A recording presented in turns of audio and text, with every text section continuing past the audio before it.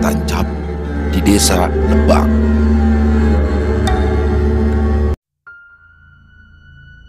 Bogor, Jawa Barat, sekitaran tahun 1995. Dulu, desa ini masih menjadi bagian dari Kabupaten Bogor dan tampak anggun berbalut rimbunnya pepohonan. Di sini, rumpun bambu tumbuh berlimpah di sepanjang lekukan lembah. Tepi Sungai Ciliwung terkadang menjadi tempat melampiaskan penat melalui mata kail, joran, dan juga umpan. Pemukiman belum terlalu sesak oleh para pendatang. Bahkan, dulu setiap rumah masih memiliki halaman sekalipun luasnya hanya cukup untuk menjemur pakaian. Jalan-jalan di setiap gang belum dipersolek paving block. Hanyalah tanah berselimut lumut yang membuatnya jadi semakin licin bila diguyur hujan. Di jalan utama, bebatuan seukuran kepala orang dewasa juga terlihat menyembul ke permukaan tanah meskipun telah berkali-kali tergilas roda kendaraan yang melintas. Tidak juga material keras itu amblas. Maka tidaklah heran jika banyak orang yang berseloroh kalau desa ini merupakan tempat jin buang anak. Tapi siapa sangka, dalam 3 tahun ke depan, jalanan tadi akan bertransformasi menjadi jalur alternatif yang menghubungkan kota Bogor dengan kantor Pemda di Cibinong. Tetap saja, di balik pesatnya pembangunan, selalu ada suasana asri yang ditumbalkan. Sore itu, aku, Kiki, Abu, dan Henry tengah berkumpul di lapangan yang letaknya tidak jauh dari tempat kami mengaji. Seperti biasa, sebelum pengajian dimulai, kami para bocah SD akan menghabiskan waktu bermain di lapangan itu. Menjelang pukul 5 sore, barulah semuanya akan kembali ke rumah masing-masing.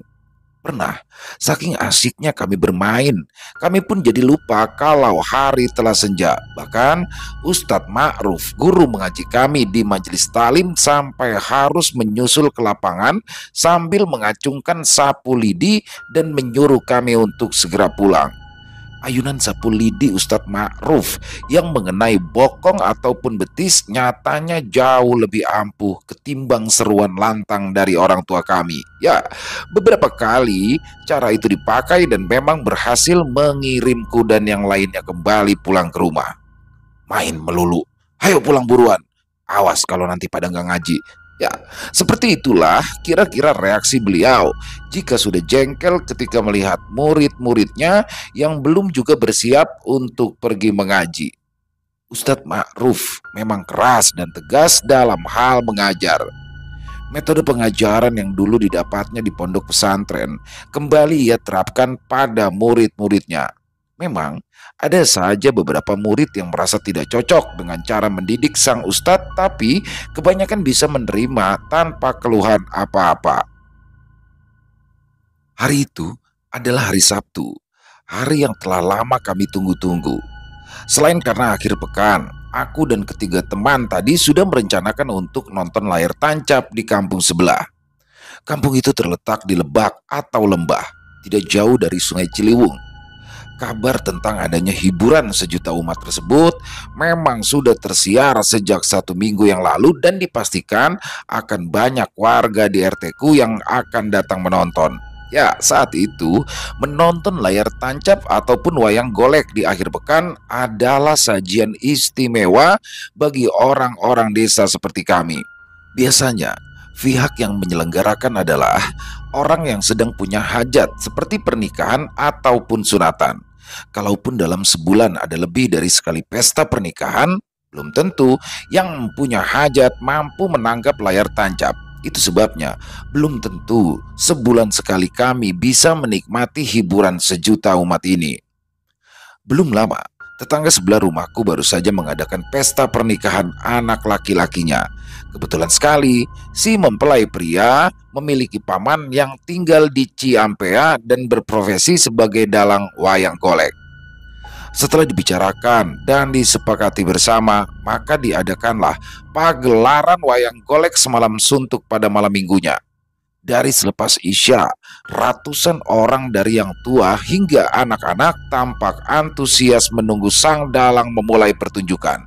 Kebanyakan anak-anak itu hanya menunggu kemunculan Cepot dan Dawala saja. Ya, itu karena mereka belum paham alur cerita dunia pewayangan yang syarat akan pesan moral dan sulit dicerna oleh anak-anak. Lucunya, ketika tokoh Dawala dihadirkan, bocah-bocah itu malah memanggilnya dengan sebutan Petruk.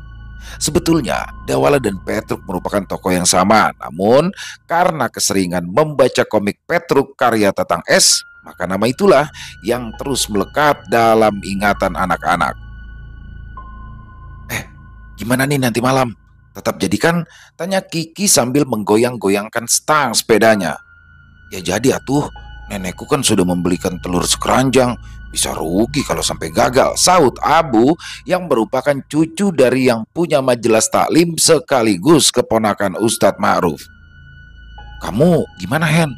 Kira-kira bisa ikut gak? Giliranku yang bertanya pada Henry. Saat itu sedikit keraguan bagiku, Kiki dan Abu untuk ikut mengajak Henry, pasalnya anak itu baru saja dihitan atau baru disunat 4 hari yang lalu. Bekas lukanya memang sudah mengering, tapi dia sendiri masih meringis kesakitan dan merasakan ngilu bila adik kecilnya bergesekan dengan celana. Ikut dong, tapi nanti jalannya pelan-pelan aja ya. Masih ngilu soalnya, jawab Henry cengengesan seraya menunjuk ke bagian vitalnya. Memangnya belum kering? Tanyaku. Udah sih, tapi kalau ujungnya kesenggol celana masih kerasa ngilu, sahut Henry. Lagian kamu udah kelas 5 malah baru disunat. Ketuaan atuh, timpal Kiki seraya tertawa. Biarin, daripada kamu disunatnya aja masih pakai bengkong, serem, ujar Henry balas mengejek. Memang betul, di kampung ini anak laki-laki berusia 3 hingga 4 tahun rata-rata sudah dihitan. Sedikit bocoran, mereka yang belum dihitan biasanya akan dapat perlakuan kurang menyenangkan dari para orang tua, yakni dilarang berada di saf paling depan ketika sholat berjamaah dilanggar. Aku pernah mengalaminya, dan kejadian itu pun sempat membuat ayahku beradu mulut dengan pengurus musola. Emang yakin kamu bisa ikut?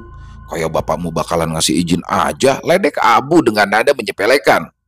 Aman kalau soal itu mah, dikasih uang buat beli rokok juga pasti bakal senang. Uang sunatan yang kemarin kan masih banyak, balas Henry enteng. Ya, anak ini sepertinya sudah paham cara untuk membuat bapaknya bungkam. Pokoknya mah tenang aja, nanti malam kamu sama kamu akan aku traktir bakso. Imbunya lagi seraya menunjuk satu persatu ke arahku, Kiki dan juga Abu. Nah, cocok. Itu baru namanya friend, timpal Kiki girang. Wah, lagi banyak duit nih. Berarti bisa dong nanti kamu beli telur rebusku. Abu mendeham sambil menyenggol lengan Henry dengan sikutnya. Memangnya berapa sih harga telur rebusmu itu? 100 apa 200? Tenang, nanti aku beli 5 butir, ujar Henry yang sontak membuat Abu tampak berseri-seri. Ya, bila 5 butir telur rebus terjual, artinya ia akan memperoleh komisi sekitar Rp150 dari neneknya. Di majelis, setiap harinya nenek Abu selalu menjual telur dan juga kacang bulu rebus kepada murid-murid pengajian. Jika ada event seperti pertunjukan layar tancap atau acara Agustusan, maka Abu akan membawa telur rebus lebih banyak lagi untuk nantinya dijajakan kepada para penonton. Dengan cara itulah ia bisa menabung dan bisa membeli peci hingga sarungnya sendiri. Oke, berarti nanti jam 7:30 kita berangkat ya. Terus nanti pulangnya jam berapa? Kan nggak mungkin juga kita nonton sampai subuh, tanyaku. Kiki, Abu, dan Henry kompak saling berpandangan. Mereka sadar kalau ternyata ada satu agenda yang hampir saja terlupakan. Oh iya ya, besok pagi kan kita mau main dingdong di Pasar Anyar. Hampir saja lupa aku, ucap Kiki sambil menepuk dahinya. Untung saja aku membahas perihal pulang, sebab kami berempat juga sudah merencanakan pada minggu paginya untuk bermain dingdong di Pasar Anyar. Bagi bocil seusia kami, bermain dingdong bisa menjadi terapi atasi penat yang memadati otak setelah berhari-hari dijejali PR dan juga tugas sekolah. Ketika hari libur, Mall Dewi Sartika sontak menjelma menjadi wahana penghibur. Hingar-bingar musik dan hentakan efek suara pada mesin-mesin arcade itu nyatanya memang membuat kami betah berlama-lama di tempat tersebut. Meskipun di rumah kami sudah ada Nintendo, namun tetap saja secara grafis tidak akan bisa mengungguli kualitas gambar mesin dingdong. Nanti malam kita pulang jam 12 aja. Setuju nggak kira-kira? Abu memberikan usul. Anak itu tampak memainkan bel di sepeda milik Kiki sambil menunggu respon dari yang lain. Tak lama kemudian, boleh, pulang jam segitu aja, sahut Kiki yang disusul anggukan oleh Henry, Abu dan juga aku. Ya, usul dari Abu rasanya cukup logis karena kami akan punya waktu cukup untuk beristirahat. Yaudah, bubar yuk. Sebentar lagi juga mau maghrib. Lagi pula aku mau mandi sebelum pergi ngaji, ucap Abu. Kami pun akhirnya sepakat untuk pulang dan bersiap-siap untuk melaksanakan ibadah salat maghrib dan pergi mengaji. Tidak lama kemudian, kami pun pulang ke rumah masing-masing. Untung saja, kami berempat cepat-cepat bubar barisan. Selang beberapa menit kami setelahnya, Ustadz Ma'ruf yang akan menuju langgar tampak berhenti dulu di tengah lapangan. Sepasang matanya tajam menyelisik beberapa titik seperti dahan pohon hingga gorong-gorong. Merasa tidak menemukan murid-muridnya di situ, ia pun lalu kembali melanjutkan langkahnya ke langgar atau musola. Sabtu malam ini akan terasa begitu menyenangkan. Selain bisa nonton layar tancap, kami akan ditraktir bakso pula. Kapan lagi bisa makan bakso gratis, pikirku. Malam itu, aku, Kiki, dan Henry sudah berkumpul di depan pos ronda. Kami belum juga berangkat ke Lebak lantaran masih menunggu Abu yang masih saja sibuk menata telur ke dalam wadah asongannya. Terlihat wajah Kiki dan juga Henry yang berubah jadi masam. Mereka berdua mulai menggerutu karena Abu yang tak kunjung datang. Sudah, ditungguin aja.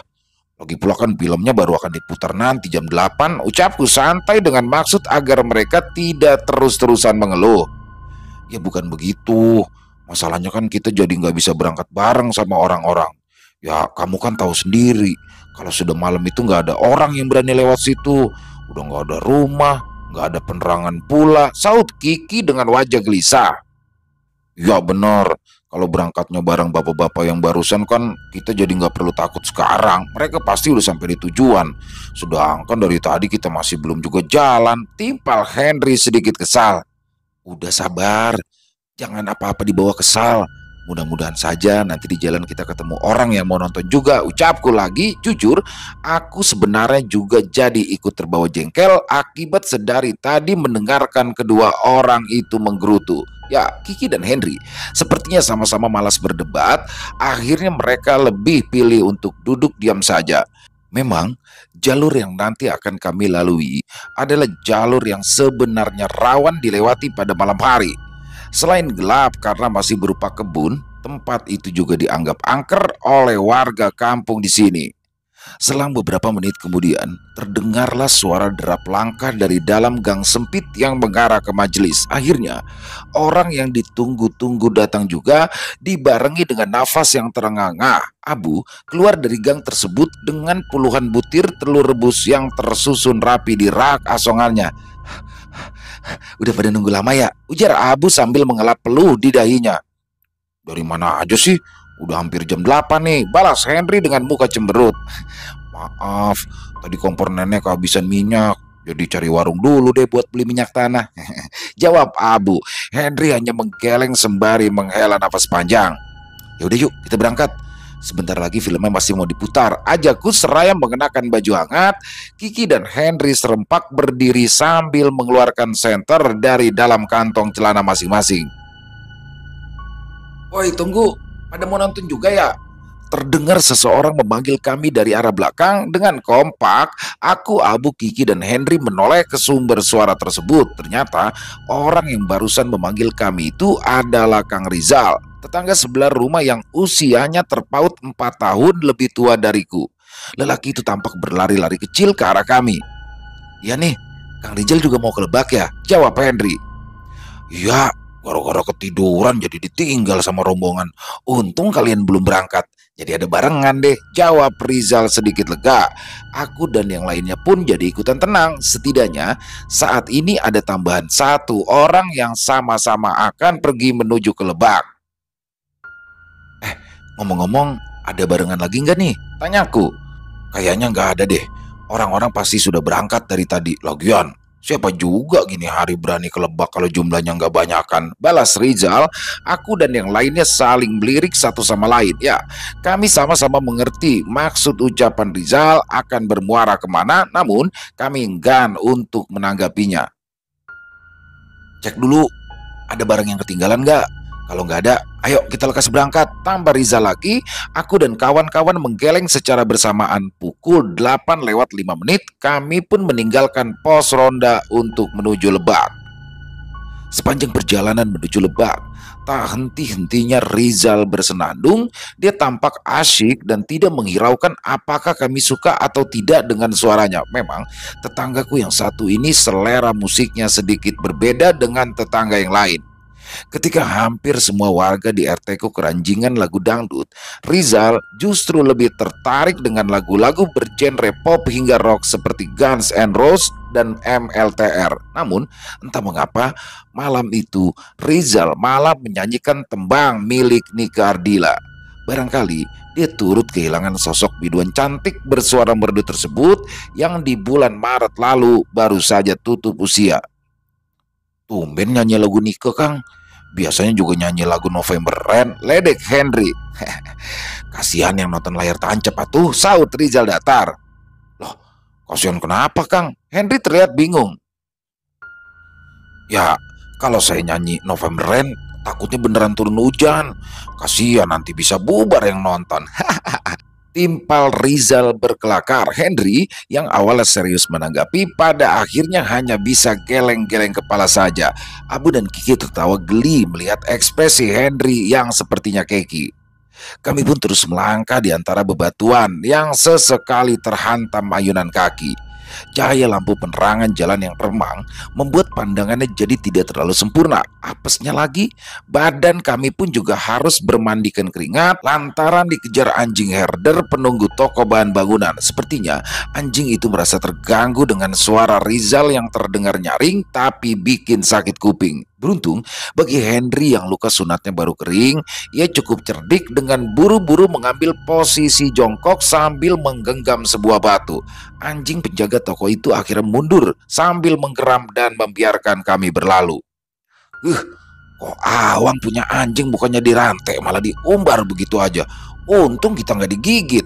Rizal bersungut dengan tatapan penuh waspada, takut kalau anjing itu diam-diam mengikuti atau bahkan mengejar kami lagi. Bentar dulu, Kang, ambil napas dulu. Celetuk Kiki yang kedua kakinya terlihat gemetar. Karena dikejar anjing memang bisa menjadi mimpi buruk untuk anak-anak seusia kami. Bahkan Rizal yang lebih tua 4 tahun saja kala itu masih terlihat panik dan kalang kabut dibuatnya. Setelah dirasa lebih tenang dan kondisinya aman, kami pun kembali melanjutkan perjalanan. Langkah kami akhirnya terhenti di sebuah persimpangan. Ya, warga sini biasanya menyebut persimpangan tadi sebagai Simpang Lebak. Sampai di sini, aku, Kiki, dan Henry mulai menyalakan senter masing-masing sebab setelah ini perjalanan akan didominasi oleh turunan curam dan juga tanpa penerangan. Setelah semua senter berhasil menyala, aku, Kiki, Abu, Henry, dan Rizal tidak langsung beranjak dari tempat itu. Kami terdiam saling bertatapan lalu sama-sama melirik ke arah jalanan menurun yang gelap gulita tersebut. Tidak tampak satupun orang yang berlalu baik dari arah berlawanan ataupun dari arah yang sama. Tekad yang tadinya nyala berkobar kini malah gentar dan gemetar. Jalanan menuju Lebak memang memiliki reputasi yang tidak baik. Selain karena kondisinya yang terlalu gelap, di sisi kanan dan kirinya juga terdapat tebing yang ditumbuhi rimbunnya pepohonan sehingga lebih menyerupai hutan.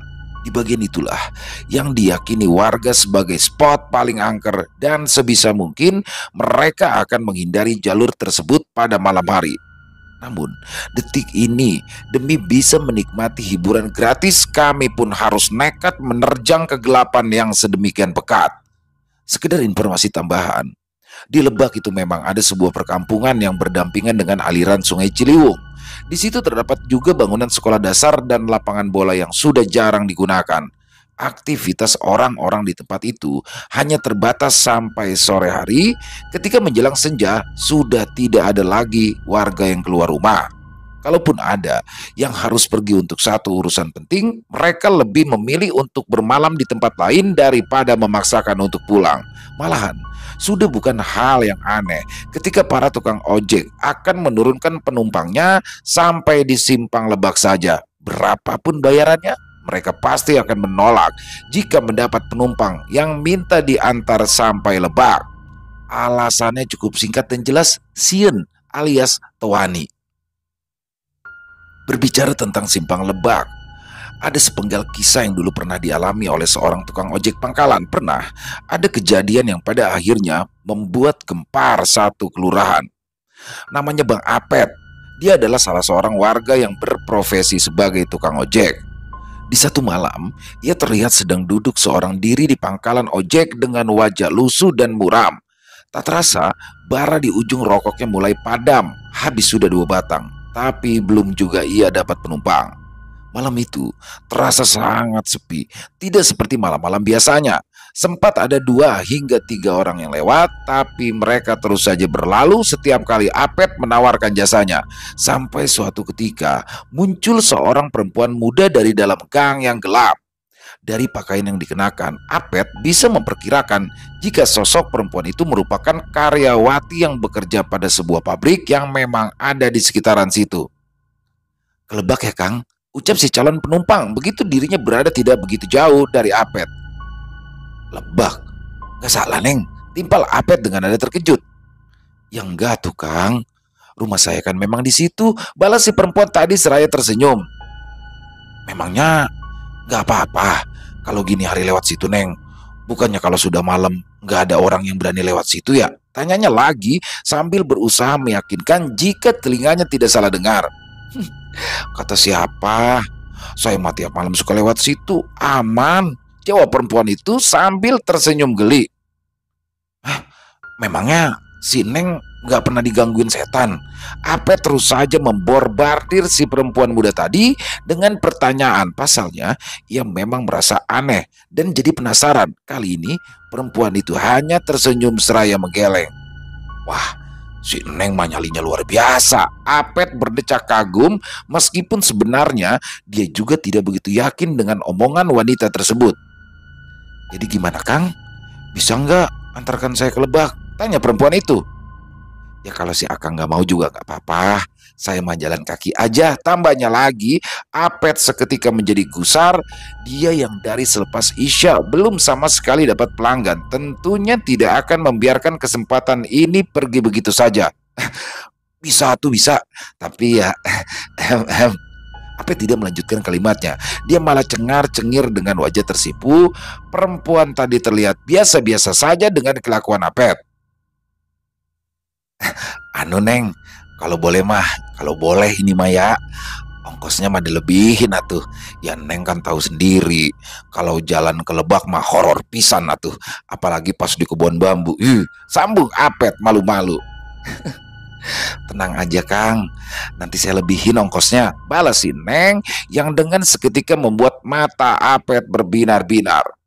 Tanpa pikir panjang lebar, Apet pun bersedia mengantarkan perempuan tadi sampai tujuan. Rezeki yang datang pantang ditolak, apalagi calon penumpangnya memiliki perawakan ideal dan paras yang sedap untuk dilihat. Udah orangnya gelis, bodinya yahut, betisnya juga mulus. Gusti, gumam Apet seraya memperhatikan calon penumpangnya dari mulai ujung kepala hingga ujung kaki. Di sini otak mesumnya entah mengapa menjadi liar. Dengan penuh semangat, ia pun lalu mempersilahkan penumpangnya itu untuk segera naik ke atas motor. Pegangan pinggang saya aja, Neng. Yang kencang juga nggak apa-apa. Ujar Apet sembari memamerkan senyum bajingannya. Tadi sangka si Neng itu betul-betul menuruti ucapan Apet. Seketika si tukang ojek mesum itu merasa umurnya menjadi lebih muda 20 tahun. Apet bahkan sampai lupa statusnya yang sudah berbuntut tua. Di mana ada kemaluan mah, di situ ada kemauan. Kesempatan gak datang 2 kali, ucapnya dalam hati. Mesin motor mulai dinyalakan, knalpot pun mulai menyala. Perlahan si tukang ojek melaju di atas motor tuanya bersama si penumpang. Dengan diselingi obrolan nakal tapi santai, sampailah kedua orang itu di simpang Lebak. Cahaya lampu motor yang redup membelah gelapnya malam. Ketika motor si abang ojek tengah melewati jalanan menurun yang dikelilingi pepohonan, tiba-tiba Apet mulai mencium bau aroma melati yang amat menyengat. Logikanya mulai bermain. Lelaki itu pun melengos ke kiri dan ke kanan mencoba mencari sumber bau tersebut. Stop Kang, saya turun di sini aja, ucap si penumpang sambil menepuk pundak Apet. Seketika lampu motor mati, keadaan pun menjadi gelap. Belum sempat Apet merespon si Neng, mendadak perempuan tadi mencelat ke atas batang-batang bambu sambil mempersembahkan tawa khasnya yang menakutkan. Motor jadi oleng tak terkendali dan menabrak batu besar yang teronggok di sisi jalan. Apet baru sadar ternyata penumpangnya itu bukanlah manusia beruntung. Dia masih punya sisa-sisa keberanian untuk berlari dan meninggalkan sepeda motornya begitu saja di bawah rumpun bambu. Apet gelagapan, berlari menerabas kegelapan. Janji si Neng untuk memberikannya ongkos lebih tak sempat ia tagih. Kita kembali ke kisah. Kenapa bengong? Sok atuh jalan duluan, ujar Rizal seraya mendorong pundak aku dan Henry. Tentu saja kami segera berkelit agar tidak terdorong ke barisan paling depan. Ada juga mah yang tua yang jalan duluan, Kang, balas Abu. Oh nih, udah SMP penakut, saut Henry dengan nada mengejek. Gengsi lantaran disebut penakut oleh bocah SD yang ada di hadapannya. Akhirnya lelaki itu pun berusaha menghimpun keberanian untuk melangkah lebih dulu. Dengan sedikit pongah, Rizal balas meledek kami. Ya sudah, kalau kalian takut jalan paling depan, ayo kalian ikuti saya dari belakang aja. Ayo. Sok berani, bisik Abu pada Kiki. Ya, paling-paling nanti dia minta tukar posisi, saut Henry cekikikan. Udah pada minggir, biar senior yang ada di depan. Rizal mulai maju hingga ada di barisan paling depan. Daripada sepi, nggak ada hiburan, bagaimana kalau saya nyanyi lagi? Imbunya lagi. Terserah Kang, saut Henry yang sepertinya sudah malas menanggapi ocehan Rizal. Pelan namun pasti, kami berlima mulai melangkahkan kaki mengikuti jalanan menurun yang cukup gelap. 3 sorot cahaya senter berpendaran mengikuti ayunan tangan. Rizal yang kita pikir hanya bergurau ternyata benar-benar memperdengarkan lagi nyanyiannya. Pitch kontrol Rizal yang ngawur malah membuat esensi lagunya semakin hancur. Kang, nyanyi yang bener dong, celetuk Kiki. Protes tersebut tidak ia indahkan, malah semakin menjadi saja Rizal bernyanyi. Udah, biarin aja, daripada sepi nggak ada obrolan, lebih baik dia bikin rame suasana, bisik Abu. Ya betul, kalau sepi mah tempat ini justru jadi semakin berasa horornya. Timpal Henry. Kiki sepertinya menurut apa saja kata Henry dan Abu. Tanpa terasa, kami pun mulai memasuki tempat di mana dulu Apet, si tukang ojek apes itu, ditinggal kabur penumpangnya yang ternyata adalah salah satu makhluk halus penunggu tempat ini. Tentu saja, keberadaan batu besar di sebelah kiri jalan yang menjadi tandanya. Di sepanjang jalan ini terdapat tebing setinggi 3 meter yang berada di sebelah kanan dan kiri. Di atas tebing itu terdapat banyak pepohonan besar dan menjulang. Tapi di antara bermacam ragam pepohonan yang lebih mendominasi adalah pohon bambu. Ya, bambu, tanaman yang biasa dijadikan arena bermain sekaligus hunian bagi beberapa entitas astral. Keheningan sesekali terusik oleh nyanyian jangkrik. Di salah satu dahan pohon, bertengger seekor celepuk yang nyaring berkukuk. Suara hewan-hewan malam tadi akhirnya berbaur dengan nada sumbang milik Rizal yang terus saja berkumandang. Ya, lelaki itu masih asik berdendang tanpa menghiraukan keadaan di sekelilingnya. Sementara keempat bocah SD di belakangnya tak henti-hentinya membaca doa dengan wajah tertunduk. Perasaan gelisah sudah mulai menggerayangi mereka. Sekitar 6 meter lagi, rombongan ini akan melewati pohon kemang yang menurut warga kampung di sini cukup angker karena penunggunya yang suka usil. Dan ketika kami telah berada tepat di bawah pohon kemang tersebut, saat itu juga aku bisa merasakan bulu kuduku mulai meremang, tengkuk terasa panas, benak pun mulai digelayuti perasaan cemas. Entah apakah perasaan ini hanya aku yang merasakan atau yang lainnya juga turut mengalami hal serupa. Loh, kok nyanyinya berhenti, Kang? Tanya Abu sedikit heran pada Rizal yang mendadak berhenti bernyanyi. Rizal perlahan menoleh ke arah kami dengan wajah serius. Dia hanya memberikan gestur agar kami tidak berisik. Tak lama kemudian, lelaki itu pun lalu berbisik. "Shh, tetap jalan. Gak usah tengok ke kiri atau ke kanan. Apalagi ke atas." Iya Kang, saut Abu pelan dengan suara yang bergetar. Mendengar suara Abu yang terbata-bata, aku bisa menerka kalau sebenarnya anak itu juga tengah dicekam rasa takut. Sementara itu, Henry mencoba mengimbangi langkah Rizal yang mulai mempercepat ayunan kakinya, namun tetap saja dirinya kewalahan. Khawatir tertinggal, Henry pun berinisiatif merenggut bagian belakang kaos milik Rizal dan menariknya. Hal ini tentu saja membuat langkah Rizal mendadak tertahan sehingga punggungnya bertubrukan dengan badan aku dan juga Abu. "Kang, jangan cepet-cepet atuh jalannya," seru Henry dengan wajah meringis kesakitan lantaran ujung torpedonya beberapa kali berbenturan dengan celananya. "Shh, dibilangin jangan berisik. Sudah, ayo jalan aja. Sebentar lagi juga kita sampai," timpal Rizal seraya menepis tangan Henry yang masih saja mencengkram kaosnya. Henry terdiam, meski sebenarnya dia ingin bilang kalau dirinya tidak sanggup jika harus berjalan secepat itu. Sebenarnya ada keinginan aku untuk menjelaskan pada Kang Rizal. Memang sangat tidak adil rasanya jika menyamakan keadaan Henry yang mana luka sunatnya baru saja kemarin mengering dengan kondisi kami yang normal-normal saja. Namun mengingat suasana tempat ini yang betul-betul membuat bulu kuduk merinding, aku pun urung melakukan hal tersebut. Rasanya lebih baik terus saja berjalan sekalipun pelan daripada diam di tempat hanya untuk kemukakan pendapat. Kami pun akhirnya menuruti perintah dari Rizal. Syukurlah, lelaki itu pun segera sadar kalau Henry sedang tidak bisa berjalan terlalu cepat, sehingga kami pun kembali melangkah dengan kecepatan normal, tidak tergesa-gesa, tapi tidak juga terlalu pelan.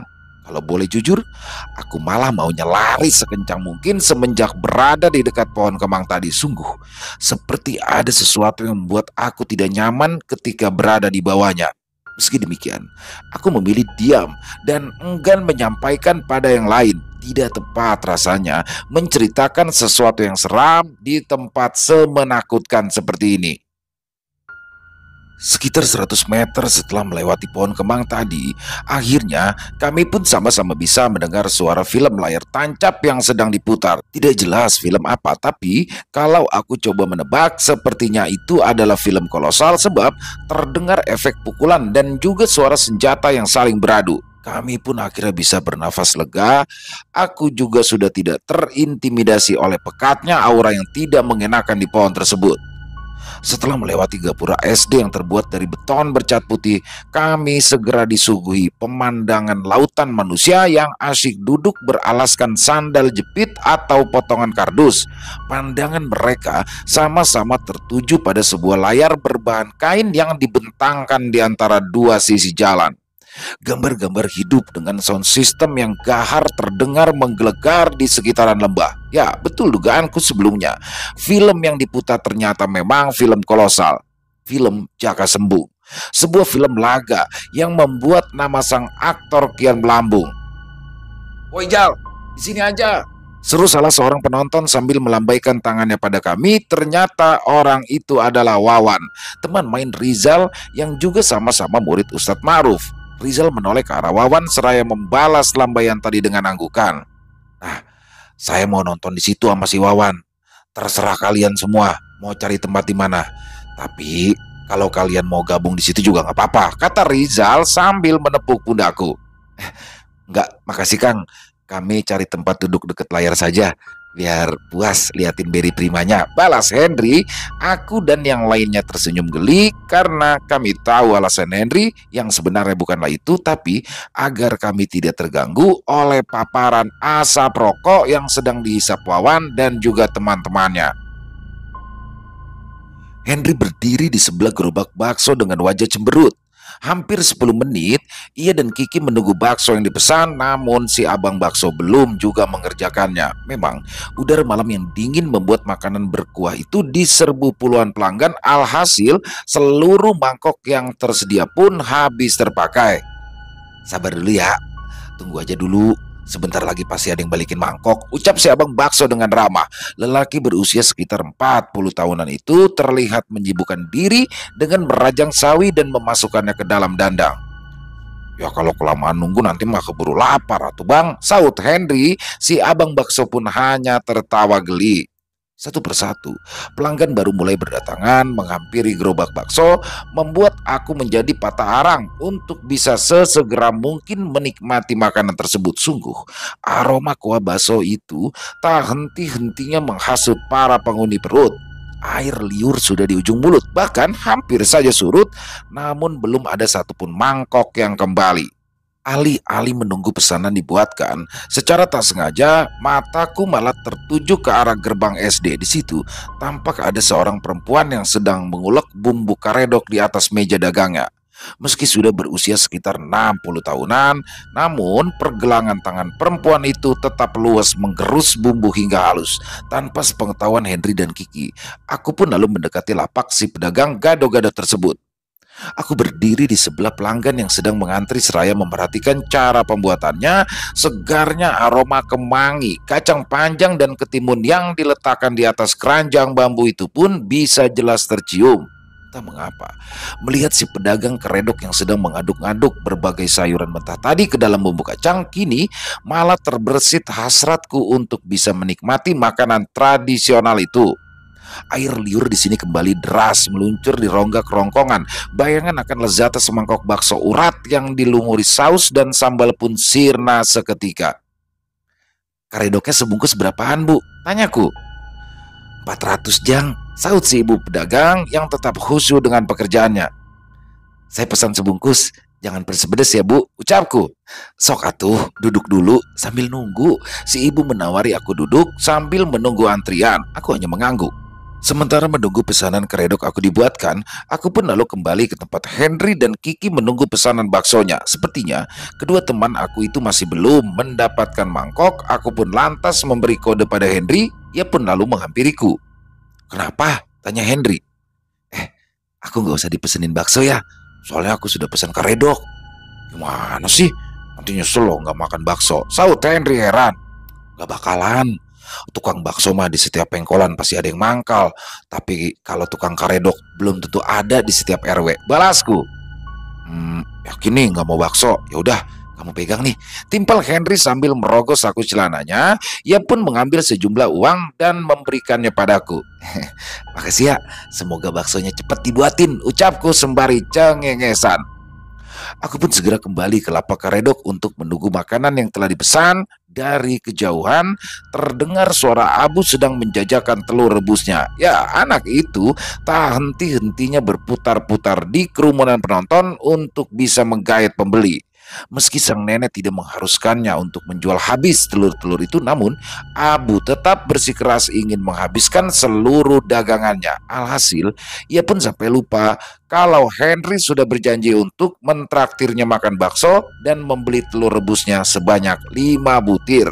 Barangkali dari ratusan orang yang menjejali pelataran SD itu, mungkin Abu menjadi salah seorang yang tidak menikmati film yang sedang ditayangkan. Ya, kebanyakan yang datang murni untuk menikmati tontonan, sisanya hanyalah segelintir pasangan mesum yang cuma ingin menumpahkan gejolak birahinya di sudut ruangan kelas yang gelap dan pengap. Tanpa terasa, malam semakin larut. semakin membenamkan para penghuni bumi di balik selimut. Helaan nafas-nafas lelah setelah seharian bergumul dengan tuntutan hidup samar terdengar dari dalam rumah yang terpapar cahaya redup. Mereka terlelap, tapi tidak dengan orang-orang yang tengah menikmati layar tancap. Semakin malam, justru semakin penuh pelataran tempat mereka menonton. Sesuai harapan, akhirnya horor menjadi genre film yang diputar ketika waktu mulai mendekati pukul setengah 12 malam. Kiki, Henry, dan aku pun sama-sama mengambil posisi tidak jauh dari tenda operator layar tancap, sementara Abu masih belum juga ikut bergabung. Beberapa warga terlihat ada yang baru saja datang. Mereka lalu berduyun-duyun mencari spot penonton yang menurutnya nyaman. Di halaman rumah yang punya hajat, tampak pengantin pria yang telah menanggalkan gaun raja seharinya itu pun turut menonton bersama beberapa kerabat. Tak nampak olehku si mempelai wanita. Barangkali ia sudah terlelap di dalam kamar akibat seharian dipajang di atas pelaminan. Tiba-tiba terdengar perbincangan di antara beberapa pemuda yang merupakan warga setempat. Coba lihat dah, kalau diperhatiin, pengantin cowoknya itu seumuran bapakku, bisik salah seorang penonton sembari menahan tawanya. Ya juga ya, tapi kok mau-mauan itu si Wiwin dikawinin sama bapak-bapak kayak gitu? Kayak nggak ada yang umurnya sepantaran aja, saut yang lain dengan ekspresi penuh rasa heran. Gak usah aneh, cewek mana yang gak tergiur sama duit? Apalagi pengantin prianya itu punya toko material di Jakarta. Jelas yang satunya lagi, yang lain pun kompak mengangguk tanda setuju. Kalau yang aku denger-denger sih, aku denger-denger ini mah, abahnya si Wiwin mah udah disogok duluan pakai GL Pro. Jelas orang yang pertama, pantes aja adem, celetuk orang kedua. Nah, itu mah artinya umur itu bukan hambatan. Selama orang punya banyak uang, keriput dan uban bisa dimaafkan. Timpal salah seorang yang terlihat lebih dewasa sambil mengedipkan matanya ke arah si pengantin pria. Sontak gelak tawa pun membahana, bahkan dua orang operator layar tancap yang mendengar percakapan tadi turut tertawa geli. Ketika salah satu kerabat mempelai wanita terlihat menghampiri tenda operator dan kru layar tancap itu, membuat dua orang operator tersebut segera menghentikan tawanya. "Mang, kopinya lagi nggak?" tanya orang itu pada kedua operator layar tancap. "Boleh Kang, kalau saya mah kopi liong aja, jangan yang lain ya," timpal salah satu dari operator tadi. Lelaki yang menawarkan kopi itu pun mengiyakan, lalu kembali beranjak ke dalam rumah. Ya, beberapa kali memang ada saja hal yang mengusik kami ketika sedang fokus menonton. Entah gosip recehan macam tadi, atau bisa juga suara para pedagang yang warawiri. Intinya, malam ini suasana di depan SD begitu ramai oleh banyak orang. Dari kejauhan, bisa kulihat wajah Abu yang kini mulai sumringah menghitung uang hasil dagangannya. Sepertinya dia berhasil menjual habis telur-telur rebus milik neneknya. Lihatin tuh, si Abu dari tadi cengar-cengir sendirian sambil ngitungin duit, ujar Kiki seraya menunjuk ke arah Abu. Ya gimana gak cengar-cengir, orang dagangannya sudah habis tuh. Lihat rak asongannya, udah kosong kan, balas Henry. Rupanya Abu menyadari perbincangan kami. Ia pun lantas berjalan menghampiri kami sambil memasukkan uang hasil dagangannya ke dalam sebuah dompet kecil. "Gimana, sudah habis telurnya?" tanyaku. "Habis dong, akhirnya sekarang bisa santai sambil nonton deh," ucapnya tersenyum sambil duduk di sebelah Henry. Jangan nanya-nanya dulu, aku mau fokus nonton nih, lagi seru filmnya, timpal Abu yang sepertinya memang ingin serius menonton.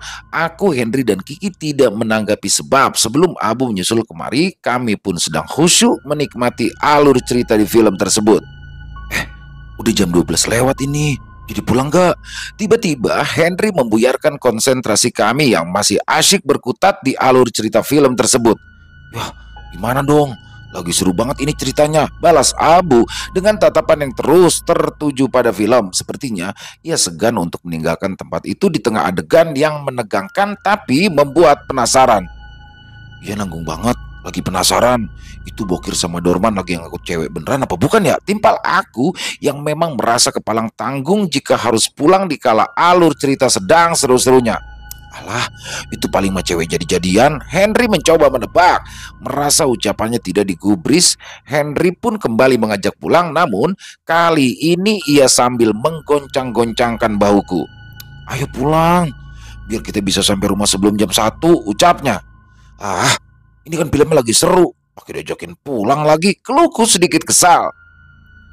Iya, kita pulang aja yuk. Soalnya tadi aku juga bilang ke bapak sebelum jam 1 udah sampai rumah. Celetuk Kiki seraya membetulkan letak baju hangatnya. Ayo kita ke Kang Rijal dulu, kita ajakin dia pulang bareng, kata Henry. Kalau misalnya dia nggak mau pulang gimana? Tanya Abu. Ya udah kita ajakin aja dulu. Kalau memang Kang Rijal nggak mau pulang sekarang ya apa boleh buat, kita harus tetap pulang. Berempat nggak masalah. Tadi juga pas kemari aman-aman aja kan, balas Henry enteng. Iya, seperti sudah lupa betapa gusarnya kami ketika sebelumnya melewati kebun bambu dan pohon kemang. Kami pun mulai beranjak mencari keberadaan Rizal. Tidak terlalu sulit untuk melacak posisinya sebab dia tidak akan kemana-mana. Ya, Rizal masih berada di antara teman-teman tongkrongannya di dekat Gapura SD. Sesekali aku mencuri pandang ke arah layar yang terus-menerus disorot oleh proyektor. Alhasil, aku jadi tidak melewatkan bagian-bagian yang sempat membuat penasaran. Akhirnya, rasa ingin tahu yang berkecamuk di benakku dan Abu terjawab sudah. Perempuan centil yang diangkut Dorman dan Haji Bokir di atas dokarnya itu ternyata sesosok sundel bolong. Sial, kenapa juga skenario yang menyeramkan itu malah tayang tepat ketika kami akan pulang? Bagaimana kalau nanti di pohon kemang atau di kebun bambu ada sosok sundel bolong semacam itu? Sepertinya aku betul-betul sudah terpengaruh film tadi. Gelak tawa orang-orang yang sedang menonton riuh bergemuruh mengisi lapangan SD itu. Mereka kompak menertawai adegan komedi di film horor tersebut. Namun tidak bagiku. Sosok demit dengan tampilan seperti kuntilanak namun memiliki lubang besar di punggungnya itu seolah membuatku terpukau namun sekaligus ngeri.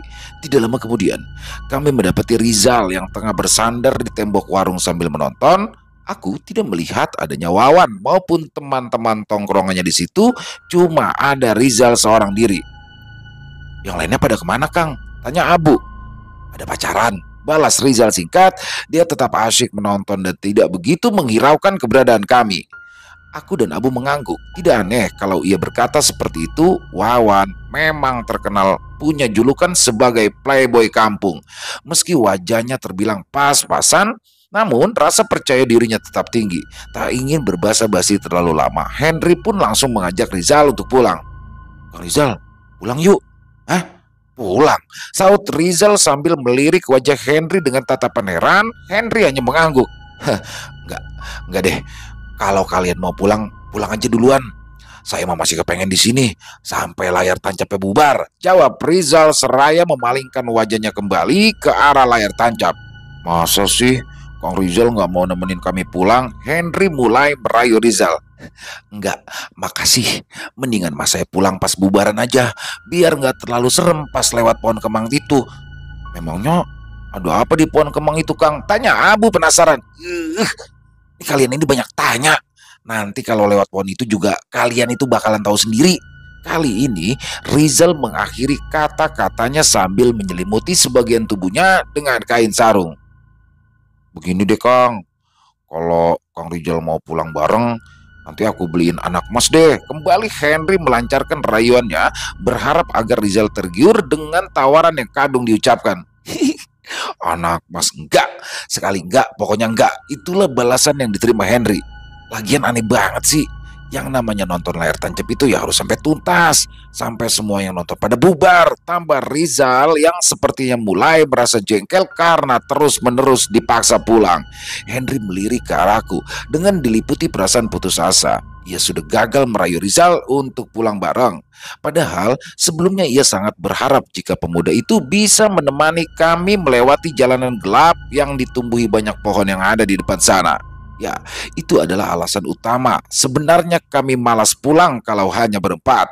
Berbagai cerita warga kampung tentang keusilan kuntilanak di sekitaran pohon kemang betul-betul membuat bulu kuduk kami meremang duluan sebelum beranjak pulang. Yaudah yuk, Kita pulang aja yuk, ujar Henry lesu. Akhirnya kami pulang hanya berempat minus Rizal dalam barisan. Andai saja besok pagi tidak ada rencana main dingdong, mungkin saat ini aku dan teman-teman masih duduk santai sambil menikmati pertunjukan film hingga usai. Baru juga melangkah beberapa meter, tiba-tiba Rizal memanggil dan berpesan pada kami. "Hei, nanti kalau sudah dekat pohon kemang itu, terus aja jalan. Kalau perlu lari, lebih baik kalian lari." Demikian teriak Rizal. Henry sama sekali tidak meresponnya. Ia terlihat masa bodoh. Mungkin Henry masih merasa kesal lantaran Rizal menolak diajak pulang. Berbeda dengan Henry, aku dan Abu justru tidak menyimpan perasaan dongkol terhadap Rizal. Bagaimanapun juga, dia berhak menolak ajakan kami untuk pulang. Aku dan Abu malah seperti ada sesuatu yang sengaja disembunyikan Rizal. Memangnya apa yang membuat lelaki itu sampai enggan melintas di pohon kembang? Kami mulai menjauh dari titik keramaian. Jalanan berbatu yang tadinya benderang terjamah cahaya lampu kini tampak remang. Di depan sana, kegelapan seolah sedang menyambut dengan berbagai nuansa mistis yang dimilikinya. Perlahan, bayangan tubuh kami memudar dalam gelap. Aku, Kiki, Henry segera menyalakan lampu senter. Tak terdengar lagi riuh gemuruh para penonton, kecuali suara samar-samar dari film yang sedang diputar. Celakanya, itu adalah adegan di mana si sundel bolong pada film tersebut sedang tertawa cekikikan. Ah, sial, suara sundel bolongnya kedengeran sampai di sini. Abu menggerutu. "Dah, gak usah bahas yang begituan dulu," saut Henry dengan suara yang sedikit gugup. Abu faham maksud Henry, ia pun tidak mengomentarinya. Ya, kami sama-sama terdiam. Ketika beberapa langkah lagi akan melewati pohon kemang yang terkenal menyeramkan itu, suara jangkrik dan juga tenggeret kembali bersautan, mengiringi perjalanan kami dengan senandung ya. Sementara itu, keheningan semakin menyeruak dari balik kegelapan. Angin dingin beberapa kali berhembus tenang, membuat ranting dan juga daun-daun kering berjatuhan. Pohon kembang itu hanya berjarak 4 meter lagi di depan, namun aku bisa merasakan bulu kuduk yang mulai berdiri. Kami pun terus melangkah dalam kebisuan tanpa menoleh ke kiri dan ke kanan, apalagi mendongak ke arah batang pepohonan yang angkuh menjulang. Di tengah-tengah rasa takut yang sepertinya sulit untuk dilawan itu, Abu masih sempat-sempatnya mengingatkan kami meski dengan suara yang nyaris seperti orang berbisik. "Terus saja jalan, jangan tengok kiri kanan." Tanpa diperintah pun, sepertinya kami memang enggan untuk melihat ke kiri dan ke kanan yang notabene ditumbuhi banyak pepohonan dan juga rumpun bambu. Srek! Tiba-tiba terdengar seperti suara gesekan antara ranting yang berasal tepat di atas kami. Aku dan yang lainnya betul-betul kaget, bahkan sempat mau berlari. Untungnya Abu dengan sigap mencekal lenganku dan menahan aku agar tidak panik. "Jangan panik, itu mungkin cuma musang," bisik Abu. Aku mengangguk sembari mengatur nafas, mencoba lebih tenang. Kiki dan Henry sama-sama membisu, namun kedua orang itu pasti tengah dilanda rasa takut seperti yang aku alami. Kali ini, suara batang bambu di hadapan kami yang doyong terdorong angin hingga hampir merenduk menyentuh tanah dan nyaris menjadi barikade yang menghalangi jalan. Kenapa batang bambunya bisa kayak begini? Pikirku yang tiba-tiba merasa ada kejanggalan. Perasaan angin tidak sedang bertiup kencang, tapi batang-batang bambu itu bisa melengkung seperti hendak roboh menimpa jalur yang akan kami lalui. Dek, jantung kami mulai berdegup lebih kencang dari biasanya. Saat itu juga, aku merasakan seperti ada yang menghembuskan nafas di area tengkuk. Rasanya sangat dingin, namun aku yakin itu bukan disebabkan oleh angin. Lagi, batang bambu itu kembali berderit. Malah kali ini batang tadi tidak hanya doyong, tapi juga bergoyang-goyang seolah seperti ada sesuatu yang tengah berayun-ayun di bagian ujungnya. Berayun-ayun? Ya, meski sama sekali tidak berniat menyorotkan senter ke arah batang bambu tersebut, namun mata kami yang mulai beradaptasi dengan gelapnya malam bisa menangkap adanya sekelebatan bayangan putih di bagian ujung bambu itu. Abu membentangkan lengannya menghalangi langkah kami. Dengan serempak, aku, Kiki, dan Henry menghentikan langkah. Kenapa berhenti? Bisikku yang dengan segera direspon oleh Abu dengan meletakkan telunjuk di depan mulutnya. Matikan senter, ucap Abu. Tak lama kemudian, 3 sorot cahaya yang berasal dari lampu senter pun padam. Gak usah dilihat ya, timpal Abu dengan wajah tertunduk. Akhirnya, kami seolah seperti terjebak di tengah-tengah kegelapan. Meskipun kami sudah menghentikan langkah, namun batang bambu itu masih terus saja bergoyang-goyang dengan disertai suara deritan seperti batang yang akan roboh. Sampai di titik ini, aku merasakan seluruh tubuhku mulai gemetar. Entah mengapa, di saat ketakutan sudah mencapai puncak, kalimat ayat kursi yang seharusnya sudah hafal di luar kepala malah terasa sulit untuk dilafazkan. Di sini, peran Abu cukup dominan karena ia tinggal di lingkungan majelis taklim yang cenderung sangat religius. Ia bersikap lebih tenang, meski sesungguhnya sama-sama sedang berjuang mengatasi rasa takut. Teman-teman, kayaknya kita harus putar bak. Belum sempat Abu menyelesaikan kalimatnya, tiba-tiba Kiki kembali menyalakan senter dan justru menyorot ke arah di mana bayangan putih tadi berkelebat. Aku dan Henry tidak mau melihat ke arah cahaya senter itu menyorot, tapi Abu dan Kiki sudah terlanjur melihatnya dengan mata terbelalak dan mulut yang menganga. Sundel, jerit Kiki histeris yang malah membuat kami bergerak secara spontan dan tanpa arahan jelas. Lampu senter yang dipegang Kiki terjatuh, sedangkan pemiliknya sudah ambil langkah 1000 bersama dengan Abu. Aku dan Henry juga tak kalah panik. Kami berdua malah berbalik arah dan berlari sekencang-kencangnya, berusaha menjauh dari tempat yang menyeramkan itu. Sial memang, gara-gara ulah Kiki, semuanya jadi berpencar dengan arah yang berbeda. Kiki dan Abu terus berlari ke arah depan dengan menerobos batang bambu yang menghalangi jalan, sedangkan aku dan Henry betul-betul mengalami disorientasi. Ujung-ujungnya malah kembali lagi ke layar tancap itu diputar. Belum juga hilang rasa takut gara-gara bayangan misterius di batang bambu itu. Tiba-tiba aku harus terkejut lagi setelah menyadari kalau Henry kini tidak ada bersamaku. Aku memanggil namanya berkali-kali, tapi tidak juga ada jawaban. Ingin kembali ke tempat di mana kami tadi tercerai-berai rasanya juga mustahil. Tidak mungkin aku punya keberanian seperti itu. Di mana Henry? Apa jangan-jangan anak itu malah lari mengikuti Abu dan Kiki? Tidak mungkin. Aku benar-benar yakin jika tadi kami berdua lari bersebelahan. Wah, kok malah balik lagi? Yang lain mana?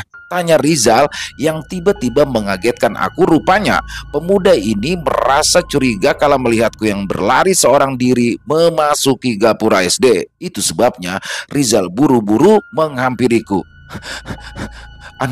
Si Henry hilang, balas aku terbata-bata sambil terus mencari Henry di antara puluhan orang yang sedang memadati lapangan. Masa ia hilang? Kamu ninggalin dia ya? Saut Rizal tanpa kebingungan. Enggak, orang barusan dia ada di sebelah aku. Tadi pas udah sampai di sini si Henry tahu-tahu udah nggak ada. Jelasku dengan nafas yang terdengar turun naik. Rizal terdiam, seperti tengah berpikir. Tak lama kemudian ia pun mengucapkan sesuatu. Lah, kamu kan teman mainnya. Masa ia lupa kalau itu anak belum ada seminggu disunat? Giliran aku sekarang yang terdiam sambil berusaha memikirkan kalimat tadi. Ya, Rizal yang tidak sabar menunggu reaksiku akhirnya kembali berbicara. Itu anak kan belum bisa lari. Sedangkan barusan kamu itu lari sampai sini udah kayak orang dikejar-kejar setan. Jelasnya. Dari ucapan Rizal tersebut, akhirnya aku pun sadar kalau memang Henry baru kemarin luka sunatnya mengering. Ya, anak itu pasti kesulitan jika harus berlari sekalipun dalam situasi darurat seperti tadi. Astagfirullah, ucapku sambil menepuk dahi. Nah kan, si Henry pasti kamu tinggalin, celetuk Rizal dengan sorot mata penuh kecurigaan. Belum juga Rizal melanjutkan kata-katanya, tiba-tiba kami melihat ada sorot cahaya yang berkelebat tak beraturan dari jalanan yang belum lama aku lalui. Tak lama kemudian, terdengar seperti ada suara orang yang sedang sesenggukan.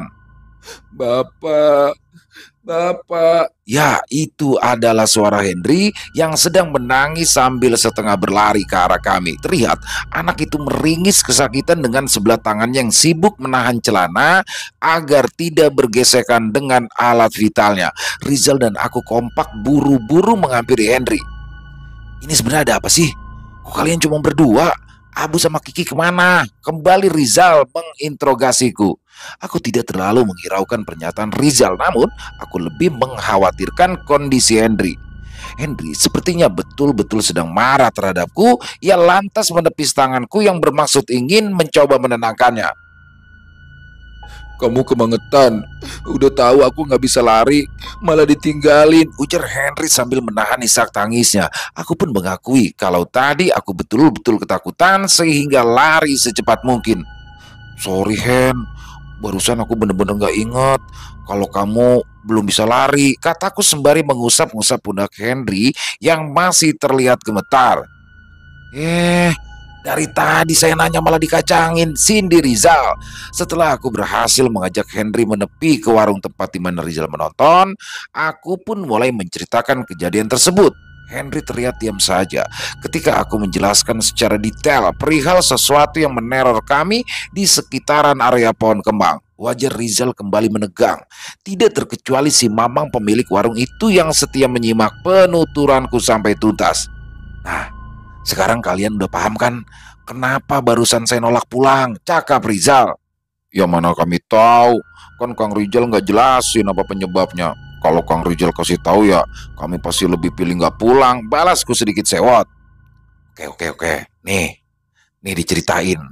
Jadi tadi pas perjalanan menuju ke sini tuh saya mah nggak sengaja ngelirik ke atas pohon kemang. Nah, di salah satu dahannya tuh saya lihat ada bayangan putih lagi loncat-loncat. Makin lama diperhatiin ukurannya malah semakin tinggi.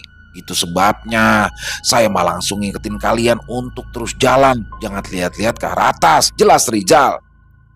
Lagian Kang Rizal konyol sih.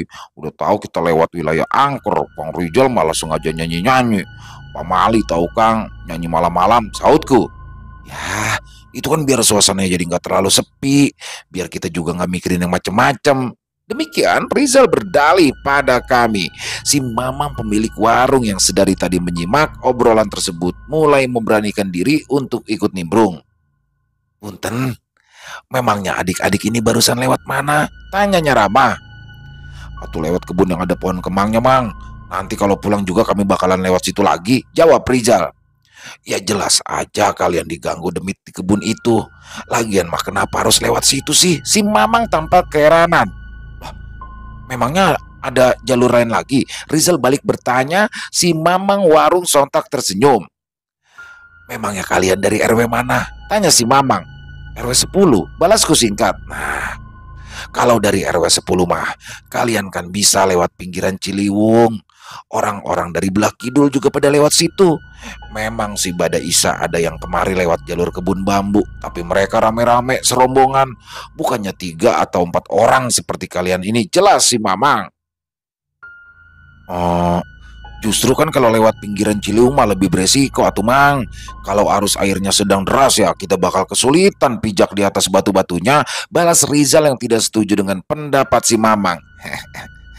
Kalian itu kemana saja selama ini?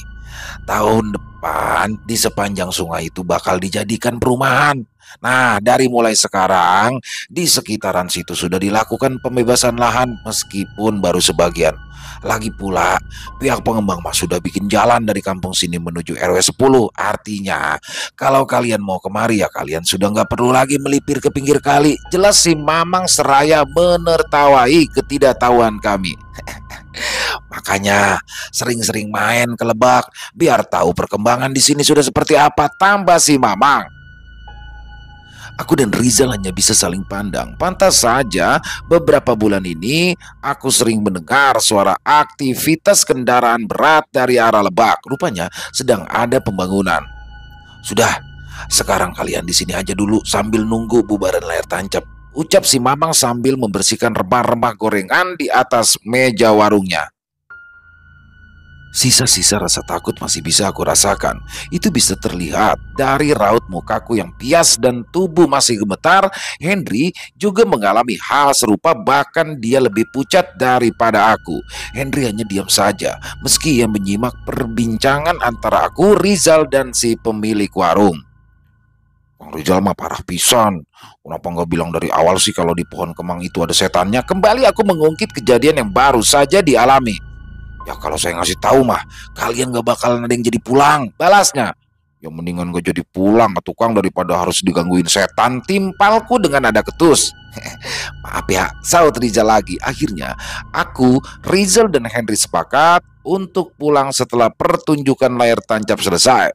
Mungkin karena terlalu lelah akibat sudah berlari dengan susah payah, Henry pun terlelap di sebuah balai bambu yang ada di warung. Rizal tetap menikmati film yang diputar, sedangkan aku sama sekali sudah kehilangan mood untuk menonton.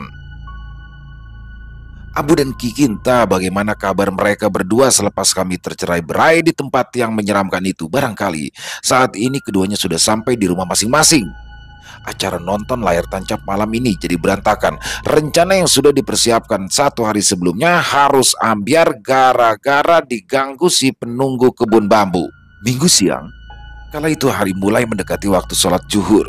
Aku, Kiki, dan Abu berkumpul di rumah Henry. Acara main dindong di Pasar Anyar yang sudah beberapa hari sebelumnya direncanakan sudah bisa dipastikan gagal.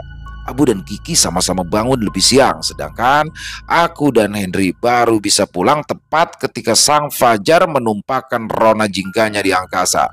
Tidak satupun dari kami yang mengeluh perihal gagalnya rencana main dindong, namun kami lebih tertarik untuk membahas kejadian menakutkan sewaktu di pohon kemang. Di situ aku dan Henry mempertanyakan alasan Kiki yang dengan sengaja menyorotkan lampu senternya ke arah batang bambu yang bergoyang-goyang itu, padahal sebelumnya Abu sudah mengingatkan siapapun untuk tidak melihat ke sumber pergerakan tersebut. Ya, berawal dari situlah kami berempat akhirnya tercerai-berai. Ya, sebenarnya aku mah juga nggak mau nyorot senter ke arah situ, tapi betul-betul penasaran, aneh. Jadi aku sorot, ungkap Kiki. Terus yang kamu lihat apa? Sundel bolong bukan? Tanyaku. Bukan, cuma sekelebat bayangan putih aja langsung ngilang ke balik rumpun bambu. Jelasnya lagi. Nah terus, ngapain tadi malam kamu teriak-teriak sundel bolong? Bikin orang panik aja, saut Henry ketus. Ya itu mah spontan. Gara-gara aku kebayang terus sama wujud sundel bolong yang tadi malam kita lihat di layar tancap, jawab Kiki sambil cengengesan, membuat aku dan Henry dan Abu saling menggelengkan kepala. Iya, yang aku lihat juga cuma sekelebat bayangan putih, sama seperti yang dilihat Kiki, timpal Abu. Pocong apa kuntilanak ya? Celetuk Henry sambil mengernyitkan dahi. Wah, nggak tahulah, kita mah masih bisa pulang saja udah syukur, ucapku. Kalau tahu aja di Lebak sudah ada pelebaran jalan, mendingan kita lewat situ. Biarin dah lebih jauh juga, yang penting kita nggak ngelewatin kebun bambu itu, saut Henry diikuti oleh anggukan Abu dan Kiki. Hari itu, praktis kami berempat pun tidak jadi pergi kemana-mana, terlebih Henry yang pada akhirnya diultimatum oleh ayahnya agar tidak dulu main keluar sebelum luka sunatnya sembuh total. Tak ada cerita tentang keseruan di arena permainan dingdong karena kami harus puas hanya dengan menonton Doraemon, Sailor Moon, dan juga Power Rangers di layar kaca. Tidak masalah, karena dengan begitu Henry bisa beristirahat di rumah. Jujur, aku tidak tega juga sebenarnya melihat anak itu jadi berjalan agak mengangkang gara-gara tadi malam berusaha mati-matian mengejarku. Syukurlah Henry mau memaafkanku, malah siang itu dia mentraktir kami jagoan neon dan anak mas. Setahun kemudian, area di sekitar tepian Ciliwung itu akhirnya betul-betul dijadikan komplek perumahan. Lebak yang sebelumnya merupakan perkampungan kecil kini beranjak sesak oleh rumah-rumah. Meski jalanan yang kami lewati masih dihiasi pohon-pohon besar dan juga rumpun bambu yang tumbuh liar, namun menjelang akhir tahun 1995 di beberapa titiknya sudah dipasangi penerangan. Pertengahan tahun 1996, aku pun sudah tidak tahu lagi kabar dan perkembangan di tempat itu karena aku yang harus meninggalkan kota Bogor untuk melanjutkan ke sekolah menengah pertama yang ada di Jakarta Pusat. Selesai, wow, luar biasa. Bang Aldi di Bogor, salah satu penulis kita yang ini udah kisah keempatnya berarti dari Bang Aldi, dan asli keren banget kisahnya di sini. Horor ringan ya, tapi dapat banget feel-nya. Ya mungkin buat teman-teman yang tahun 90-an ya, itu pasti ngerasa banget deh pemuda tahun 90-an, terutama yang cowok yang kayaknya rata-rata di era itu ya saya lah ya, seumuran saya mungkin merasakan ya, ngerasanya nonton layar tancap, terus jalan bareng-bareng, masih sekolah dulu gitu, jalan bareng-bareng. Dan yang paling menurut saya dapat banget adalah ketika sebenarnya bukan tingkat keseraman, kehororan perjalanan dari rumah ke layar tancap, tapi yang paling sulit adalah meminta izin dari orang tua. Itu yang paling sulit tuh. Ya kalau dalam perjalanan pastilah, dulu kan jalanan tidak seterang sekarang, masih sepi, dan apalagi mereka ini di sini melewati satu simpang ya, simpang Lebak yang mana terkenal angker dan mitosnya udah banyak yang diganggu di situ. Jadi luar biasa banget. Dapet ya kayak suasana tahun 90-annya dapet banget. Bang Aldi ini keren banget ngegambarinnya kayak nonton layar tancap. Terus kita dulu tuh biasanya gelar koran, kalau nggak ada koran kita pakai sendal, didudukin sendalnya tuh, aduh, dapet banget ya. Dan jagoan-jagoannya juga very prima, Adven Bangun. Itu kayaknya sesuatu banget gitu nonton. Beda lah, beda-beda sama kayak kita nonton di TV ya, karena memang suasananya. Jadi keren banget. Bang Aldi terima kasih atas kiriman kisahnya, dan semoga kisah barusan bisa menghibur teman-teman semuanya, terutama para pecinta horor, pecinta misteri, dan lebih utamanya lagi kepada para subscriber dari channel Ilo Bercerita. Dan kami ingin mengucapkan terima kasih kepada seluruh teman-teman yang sudah selalu setia mendukung channel kami, yang sudah selalu setia hadir di setiap harinya, karena kehadiran teman-temanlah kami selalu bersemangat berkarya di setiap harinya. Dan buat teman-teman yang suka dengan video barusan, bisa diklik tombol like-nya, tombol jempolnya. Dan buat teman-teman yang belum subscribe, yuk diklik tombol merah subscribe-nya, lonceng notifikasinya juga jangan lupa dinyalakan agar teman-teman selalu mendapatkan notifikasi dari konten-konten yang akan kami upload selanjutnya. Untuk channel Ilo Bercerita ini kami upload di setiap harinya, setiap jam 9 malam waktu Indonesia bagian Barat. Buat teman-teman mungkin yang punya kisah horor misteri ya, yang apabila berkenan dibagikan di channel kami, silakan bisa mengirimkannya ke nomor telepon yang ada di sini, dan bebas ya. Dalam bentuk tulisan boleh, dalam bentuk audio boleh, atau rekaman suara, senyamannya teman-teman aja. Buat yang sudah mengirimkan kisah, kami ucapkan terima kasih. Dan di akhir kata, saya Ilo mengucapkan permohonan maaf apabila mungkin dalam pembawaan kisahnya ada kata-kata saya yang salah, ataupun ada kata-kata saya yang kurang berkenan. Saya mohon dibukakan pintu maaf yang seluas-luasnya. Sampai berjumpa lagi di konten-konten kami selanjutnya yang pasti tidak kalah serunya, yang pasti tidak kalah horornya, masih bersama saya Ilo di channel Ilo Bercerita. Salam sehat, sukses selalu untuk kita semua. Wassalamualaikum warahmatullahi wabarakatuh.